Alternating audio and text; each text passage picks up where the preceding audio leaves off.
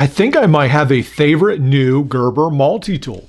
This thing has some amazing designs to it, and it is really, really cool. This is a very rare tool. You don't see that much, and I recently ran across this. I was able to buy this off of eBay, and let me show you some of the really cool designs that Gerber was able to make in the Gerber Groundbreaker.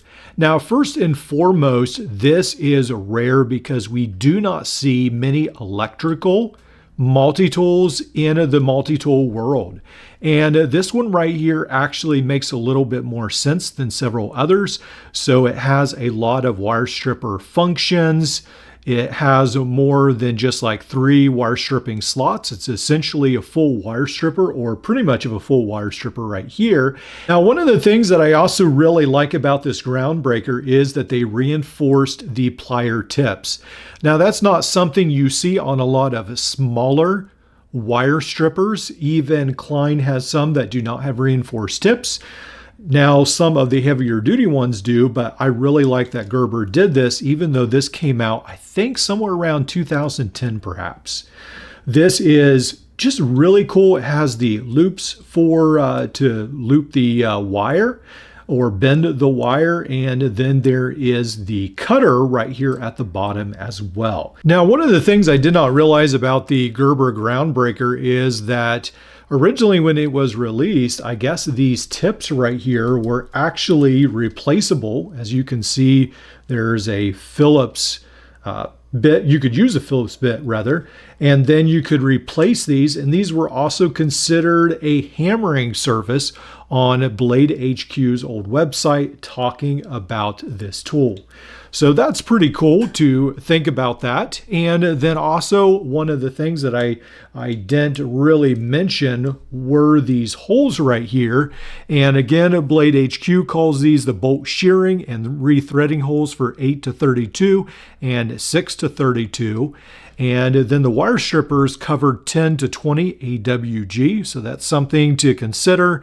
Now down here, there is the places to crimp, to do the crimping as well. And then when we get to the handle, that's where things really start to get interesting, because as you may have noticed, this is a very large tool, but it's got 2 really amazing secrets. You can take this side off and this side off and leave this right here, and then you've got these 2 handles. Now on the one handle, and I have to say that these are fairly comfortable because they're covered with like a rubber grip. These are non-insulated, but they are like a plastic rubber coated right here over the plastic, very comfortable. And then there is the utility knife, which makes a lot of sense. So this is a cool feature of the utility knife. How you change the blade is you have this fully extended, then you lift up right here, and then the blade comes right out.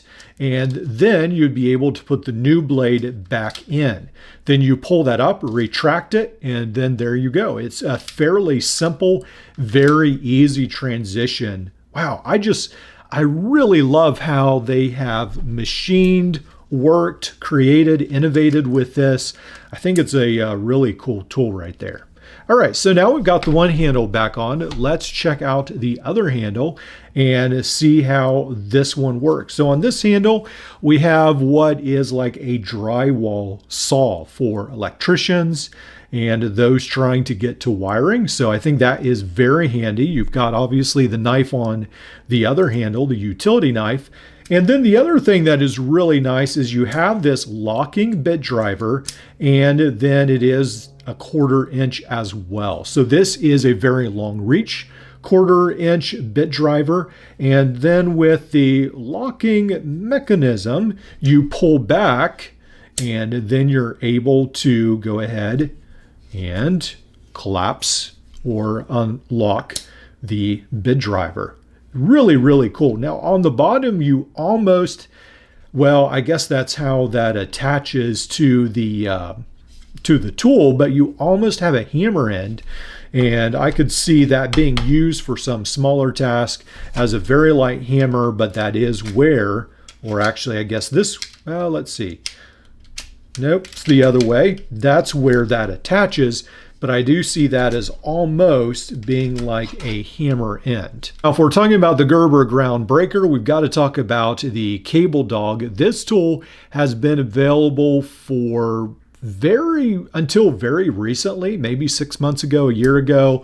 It was discontinued, and this right here had these 1/4-inch bits in this handle that were stored, some specialized ones, and then also on this one it had the same 1/4-inch driver, and then you had that mechanism where you could release it, and then on the other side they actually had a very large knife with the cutter right there, and then the serrated and the regular blade.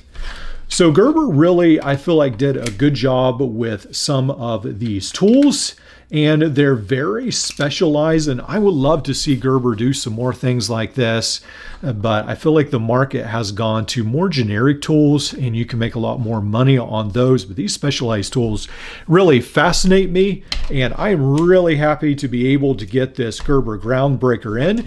Now, one of the things I do have to say about the Gerber Groundbreaker is that the tolerances are nothing like Victorinox or even Leatherman, especially on this one. This one's a little bit loose, this catch right here to lock it. Even the handles are a little bit loose. You've got a little bit more play. But I love the ingenuity where you have these detachable handles, which to me makes so much sense, especially in a large tool like this.